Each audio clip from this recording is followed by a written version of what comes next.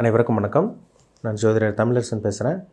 இந்த channel first time பார்க்குறவங்களா இருந்தீங்கன்னா சப்ஸ்கிரைப் பண்ணிக்கோங்க, பெல் பட்டனை கிளிக் பண்ணிக்கோங்க, ஆளுங்கிற ஆப்ஷன் இருக்கும், சூஸ் பண்ணிக்கோங்க. அப்போ தான் நாங்கள் போடுற பதிவுகள் எல்லாமே உங்களை வந்து சேரும். இன்றைக்கி நம்ம இந்த பதிவோட பார்க்க போகிற தலைப்பு நட்சத்திர பலன்கள். நட்சத்திர பலன்கள் பற்றி தான் நம்ம இந்த பதிவில் பார்க்க போகிறோம். அந்த வரிசையில் வந்து பார்த்திங்கன்னா கார்த்திகை நட்சத்திரம். கார்த்திகை நட்சத்திரக்காரங்களோட குணாதிசயம் என்ன, அவங்களோட லைஃப் எப்படி இருக்கும், என்னென்ன தசாபுத்தி வரும், வணங்க வேண்டிய தெய்வங்கள் என்ன, எல்லாமே இந்த பதிவில் நம்ம டீட்டெயிலாக தெளிவாக பார்க்கலாம். கார்த்திகை நட்சத்திரம். கார்த்திகை நட்சத்திரனாலே பாருங்கள், அது சூரியனுடைய நட்சத்திரம். சூரியன்னா என்ன சூரியன்னா என்ன பார்த்திங்கன்னா, உலகத்துக்கே பிரபஞ்சத்துக்கே வெளிச்சம் கொடுக்குற கிரகம் வந்து பார்த்திங்கன்னா சூரியன் தான். சூரியன் இல்லைன்னா அந்த பிரபஞ்சம் இயங்காது. முக்கியமான கிரகம், தலைமையான கிரகம் சூரியன். ராஜகிரகம் சொல்லுவாங்க. அந்த ராஜகிரகத்துடைய நட்சத்திரம் தான் கார்த்திகை நட்சத்திரம். பொதுவாகவே கார்த்திகை நட்சத்திரக்காரங்க ஸ்ட்ரெயிட் ஃபார்வர்டாக இருப்பாங்க. நான் இப்படி தான் பண்ணுவேன், என்னோடய கேரக்டர் தான் அப்படின்னு ஸ்ட்ரெயிட்டாக சொல்லிட்டு போயிட்டே இருப்பாங்க. அவங்களோட குணாசியமே அதுதான். மனசில் ஒன்று வச்சுட்டு வெளியே ஒன்று சொல்லி நடிக்க தெரியாது அவங்களுக்கு. என்ன நினைக்கிறாங்களோ அதை அப்படியே வெளிப்படுத்துவாங்க. அதனால தான் நான் ஸ்ட்ரெயிட் ஃபார்வர்டாக இருப்பாங்கன்னு சொன்னேன். இறக்க குணம், கோபம் இவங்களுக்கு அதிகமாக வரும். அதே மாதிரி இறக்க குணம் இவங்ககிட்ட அதிகமாகவே இருக்கும். அடுத்தவங்களை பார்த்தாலே வந்து பார்த்திங்கன்னா அந்த மதிக்கக்கூடிய அந்த குணம் இவங்ககிட்ட அதிகமாகவே இருக்குங்க. கார்த்திகைனாலே ஒரு நல்ல ஒரு நட்சத்திரம் சொல்லிடலாம். ஆனால் ஈகோ பிரச்சனையும் உங்களுக்கும் வரும். ஈகோ ப்ராப்ளம் இவங்ககிட்ட இருக்கும். எதாக இருந்தாலும் நம்ம தான் பண்ணணும், நம்ம தான் முன்னிலையில் இருக்கணும், நம்ம தான் அதை எடுத்து பண்ணணும், அந்த மாதிரி நினைக்கக்கூடிய நட்சத்திரக்காரங்க தான் கார்த்திகை நட்சத்திரக்காரங்க. விட்டு கொடுக்க மாட்டாங்க. தன்மானத்தை எப்போவுமே கார்த்திகை நட்சத்திரக்காரங்க விட்டு கொடுத்ததே கிடையாது. ஒருத்தர் பிடிக்கலிங்களா, கார்த்திகை நட்சத்திரக்காரங்க பாருங்கள், உங்களுக்கு ஒருத்தர் பிடிக்கலின்னா நீங்கள் பழி வாங்குகிற குணம் உங்கள்கிட்ட இருக்காதுங்க. அப்படியே விட்டுட்டு விலகி வந்துட்டு போயிட்டே இருப்பீங்க. அந்த மாதிரி ஒரு குணம் படைத்தவங்க தான் கார்த்திகை நட்சத்திரக்காரங்க. கோபுரம் எதாக இருந்தாலும் ஸ்ட்ரெயிட்டாக சொல்லிட்டு போயிட்டே இருப்பீங்க. அந்த மாதிரி குணம் கண்டிப்பாக உங்கள்கிட்ட இருக்கும். இறக்க குணம், அன்பு, பாசம், அடுத்தவங்களுக்கு உதவி செய்கிறது, இல்லாதவங்களுக்கு கொடுத்து உதவுறது, இதெல்லாமே உங்களுக்கு இயல்பாக உங்களுக்கு அமைஞ்சது தான், பிறவிலேயே வந்தது தான். அதை மாற்றவே முடியாது. நல்ல ஒரு நட்சத்திரங்க கார்த்திகை நட்சத்திரங்கிறது. சூரியனோட நட்சத்திரங்கிறதுனால தனக்கு இல்லைனாலும் அடுத்தவங்களுக்கு கொடுக்கணும். ஏன்னா உலகத்துக்கே வெளிச்சம் கொடுக்குற கிரகம் சூரியன். நவகிரகங்களோட அதாவது 9 கிரகங்கள் ராஜகிரகம் சொல்லுவாங்க. சூரியன் ராஜான்னு சொல்லுவாங்க சூரியன். அப்போ அந்த கிரகத்தோட நட்சத்திரத்தில் பிறந்தனால நீங்கள் தான் அடுத்தவங்களுக்கு வழி நடத்துவீங்க. நிறைய பேர் பாருங்கள், கார்த்திகை நட்சத்திரத்தில் பிறந்தவங்க ஐடி ஃபீல்டில் இருப்பீங்க, கவர்மெண்ட் ஜாபில், முக்கியமாக சொல்லப்போனால் அரசாங்க வேலையில் இருக்கவங்க நிறைய பேர் கார்த்திகை நட்சத்திரக்காரங்க. உங்களுக்கு கீழே 10-20 பேர் வேலை செய்வாங்க. நான் ஒரு உதாரணத்துக்கு சொல்கிறேன். ஒரு 50-100 பேர் ஒரு சில பேர்த்துக்கு வேலை செய்கிறதுக்கு அந்த அமைப்பு உங்களுக்கு உருவாக்கும் இந்த நட்சத்திரத்தில் பிறந்தவங்களுக்கு.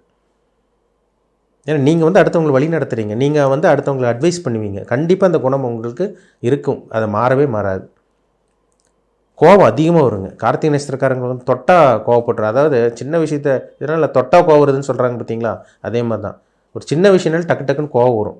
ஆனால் அதுக்கப்புறம் அவங்க அந்த ஏன் அப்படி கோவப்பட்டாங்கன்னு சொல்லி கொஞ்சம் ஃபீல் பண்ணக்கூடிய நட்சத்திரம் தான் அந்த நட்சத்திரம். அதனால் முன்னாடியே சொன்னேன், ஸ்ட்ரெயிட் ஃபார்வர்டாக இருப்பாங்க, நேர்மையாக நடந்துக்குவாங்க, கரெக்டாக நடந்துக்குவாங்க. நான் இப்படி தான் இருப்பேன், இஷ்டம் இருந்தால் இல்லைன்னா போயிட்டே இரு. அந்த மாதிரி ஒரு நட்சத்திரம் கார்த்திகை நட்சத்திரம். பிறக்கும் போது வந்து பாருங்கள், சூரியனுடைய நட்சத்திரத்தில் பிறந்திருப்பாங்க.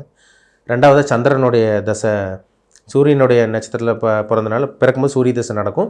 ரெண்டாவது சந்திர தசை ஒரு 10 வருஷம் நடக்கும். மூணாவது செவ்வாய் தசை ஒரு 7 வருஷம் நடக்கும். நாலாவது ராகு தசை 18 வருஷம் தசை நடத்துவார். அஞ்சாவது வந்து பார்த்திங்கன்னா குரு தசை 16 வருஷம் நடக்கும். அப்படியே உங்கள் லைஃப் போகும், வயதுக்கு தகுந்த மாதிரி போகும். அப்படி சில விஷயங்கள் நடக்கும். தசாபுத்தி, என்ன கிரகங்களோட தாக்கம், என்ன கிரகத்தோட ஆளுமையில் இருக்கீங்க, இதெல்லாமே அவங்கவுங்க வயதுக்கு தகுந்த மாதிரி சில விஷயங்கள் நடக்கும். இப்போ கார்த்திகை நட்சத்திரத்தில் பிறந்தவங்களுக்கு ரெண்டாவது வந்து சந்திர தசை நடக்கும். சந்திரன் வந்து பாருங்கள் நல்ல ஒரு அமைப்பில் இருக்கணும். ஏன்னா சந்திரன் கெடவே கூடாது ஜாதகத்தில். சந்திரன் கெட்டு போச்சுன்னா உங்கள் மனம் கெட்டு போயிடும், உங்கள் உடல் ஆரோக்கியம் கெட்டு போகும். ஒரு சில பேர் பாருங்கள், பிறந்த குழந்தை வந்து ஒரு 6-7 வயசுக்கு அப்புறமே பிறந்ததுலேருந்தே வந்து பாருங்கள் ட்ரீட்மெண்ட் எடுத்துகிட்டே இருப்பாங்க, மருத்துவ செலவு பண்ணிகிட்டே இருப்பாங்க. என்ன காரணம்னு பார்த்தா அவங்களுக்கு வந்து சந்திர தசை, அந்த சந்திரன் ராகுடையோ சனியோடையோ சேர்ந்துருக்கும். நல்லா பார்வை சேர்க்கை இந்த மாதிரி ஏதோ ஒன்று இருந்திருக்கும். 5 வயசு 6 வயசுலேருந்தே குழந்தை நல்லா இருந்துச்சுங்க சார். அதுக்கப்புறம் வந்து பார்த்திங்கன்னா உடம்பு சரியில்லாமல் போகுது, ட்ரீட்மெண்ட்டாக போகுது, அடிக்கடி சளி பிடிக்குது, சைனஸ் ப்ராப்ளம் வந்துருச்சு, கிட்டத்தட்ட ஒரு 7-8 வருஷமாக அந்த குழந்தை படாத பாடுபடுதுன்னு சொல்கிறாங்க பார்த்தீங்களா, அந்த 6 வயசுக்கு மேலே 5-6 வயசுக்கு மேலே நடக்கும். அது என்ன காரணம்னா அந்த சந்திர திசையில் சில பிரச்சனை கொடுக்கும், சந்திரன் பாவகிரகத்தோடு சேர்ந்தா. இது இந்த கும்பலக்னத்தில் பிறந்தவங்களுக்கெல்லாம் இந்த பரணி நட்சத்திர அதாவது பார்த்திங்கன்னா உங்களுக்கு கார்த்திகை நட்சத்திரத்தில் பிறந்தவங்களுக்கெல்லாம் பாருங்கள், கார்த்திகை நட்சத்திரக்காரங்களுக்கு சந்திர திசை 2ஆவதாக வரனால உங்களுக்கு வந்து இந்த கும்பலக்னத்தில் பிறந்தவங்களுக்கெல்லாம் அந்த சந்திர திசை பெருசாக வேலை செய்கிறதில்ல. வியாதி 10 வருஷம் கடன் வியாதி இந்த மாதிரிலாம் கொடுத்துரும் இந்த குழந்தைங்கனால. இந்த குழந்தை சின்ன வயசில் கடன் வாங்க முடியாது, இருந்தாலும் இந்த குழந்தை மூலமாக இந்த தாய் தந்தையர் வந்து பாதிக்கப்படுவாங்க. இதெல்லாமே நடக்கும். ஒரு சில பேர் அம்மாவோட சப்போர்ட் வந்து சந்திர திசையிலேருந்து கிடைக்காம போகும். சின்ன வயசுலேருந்து சந்திரன் கெட்டு போனவங்களுக்கு பாருங்கள், சின்ன வயதுலேருந்து அம்மாவோட சப்போர்ட் கிடைக்காம இருக்கும். இதெல்லாமே இந்த சந்திர திசையில் கொடுத்துரும். சந்திரன் நல்ல ஒரு லக்னத்தில் பிறந்தவங்களுக்கெல்லாம் பாருங்கள், சந்திர திசை நல்ல ஒரு மிகப்பெரிய யோகத்தை கண்டிப்பாக செஞ்சிருது. இப்போ மேஷ லக்னத்தில் பிறந்தவங்களுக்கும், கடக லக்னத்தில் பிறந்தவங்களுக்கும், அதேமாரி வந்து பாருங்கள் உங்களுக்கு விருச்சக லக்னத்தில் பிறந்தவங்களுக்கும், தனுசு லக்னத்துக்கு கூட சந்திரன் பெருசாக யோகத்தை செய்யாது, ஏன்னா அவர் 8ஆம் அதிபதியாக வந்துடுவார். மீன லக்னத்தில் பிறந்தவங்களுக்கெல்லாம் சந்திரன் நல்ல ஒரு அமைப்பாக இருக்கும். மற்ற லக்னக்காரங்களுக்கெல்லாம் பெருசாக சந்திரன் யோகத்தை செய்கிறதில்ல. அடுத்து செவ்வாய் திசை. செவ்வாய் வந்து பாருங்கள், அவங்களுக்கு எப்போ வரும்னா செவ்வாய் திசை வந்து ஒரு 15 வயசுக்கு மேலே செவ்வாய் திசை வரும். 7 வருஷம் செவ்வாய் திசை. செவ்வாய் திசை வந்துச்சுனாலே ஒரு சில பேருக்கு திடீர் இடமாற்றம், சகோதரன் மூலமாக உதவி கிடைக்கிறது, இந்த மாதிரி விஷயங்கள்லாம் அந்த செவ்வாய் நல்ல இடத்துல இருந்தால் கொடுக்குது. ஒரு குழந்தை பிறந்த பாருங்க 15 வயசுக்கு அப்புறம் பாருங்கள் அந்த குழந்தை படிக்க வைப்பாங்க, வெளிநாடு ஃபாரினில் அனுப்பிச்சு படிக்க வைப்பாங்க, இல்லை ஹாஸ்டலில் தங்கி படிக்க வைக்கிறது, இதெல்லாமே இந்த செவ்வாய் திசையில் நடக்கும். அந்த செவ்வாய் நல்ல இடத்துல இருக்கணும், கெட்ட இடத்துல இருக்கக்கூடாது. ராகு திசை அப்போ அடுத்து பாருங்கள் 4ஆவது வரக்கூடிய ராகு திசை வந்து பார்த்திங்கன்னா மிகப்பெரிய யோகத்தை செஞ்சுருங்க. இந்த ராகு திசை பாருங்கள், ஒரு சில பேர் 30 வயசுக்கு மேலெலாம் ராகு திசை வரும். அந்த ராகு வந்து அருமையான ஒரு வாழ்க்கையை கொடுத்துரும். 18 வருஷம் பிறந்ததுலேருந்து கஷ்டப்படும், 20-25 வயசு கஷ்டப்பட்டாலும் 30-35 வயசுக்கு மேலே பார்த்திங்கன்னா ராகு திசை வரனால மிகப்பெரிய யோகத்தை கொடுக்கும். பெரிய கோடீஸ்வரன் ஆகிறது. 30 வயசுக்கு மேலே பாருங்கள் பிஸ்னஸ் பண்ணி தொழிலதிபராக இருப்பாங்க, பெரிய கோடீஸ்வரனாங்களாக இருப்பாங்க, நிறைய சம்பாதிப்பாங்க. இதெல்லாமே இந்த ராகு திசையில் நடக்கும். ஒரு சில பேர் வெளிநாட்டில் செட்டில் ஆகக்கூடிய அந்த வாய்ப்பு அந்த ராகு திசையில் ஏற்படுத்தி கொடுத்துரும். அடுத்து 16 வருஷம் குரு திசை. அந்த குரு திசையும் ஒரு நல்ல ஒரு இடத்துலைங்க, அதாவது துலாம் லக்னத்தில் நீங்கள் பிறந்திருக்கக்கூடாது. அதேமாதிரி வந்து பார்த்திங்கன்னா ரிஷப லக்னத்தில் பிறக்காமல் இருந்தவங்க நல்லது. துலாம் லக்னத்தில் நீங்கள் பிறந்திருக்கக்கூடாது, ரிஷப லக்னத்தில் பிறக்காமல் இருந்தீங்கன்னா கண்டிப்பாக இந்த வரக்கூடிய குரு திசையும் யோகத்தை செய்யும். சப்போஸ் துலாம் லக்னத்தில் நாங்கள் இருக்குங்க சார், ரிஷப லக்னத்தில் நாங்கள் இருக்கோம்னா கண்டிப்பாக அந்த குரு திசை பெரிய அளவுக்கு யோகத்தை செய்யாது, கடங்காரனை கொண்டு போய் தள்ள வச்சிடும். பம்பு வழக்கு பிரச்சனை, அசிங்க அவமானங்கள், கேவலம், விபத்து, கண்டம் எல்லாமே இந்த குரு திசையில் நடக்கும்.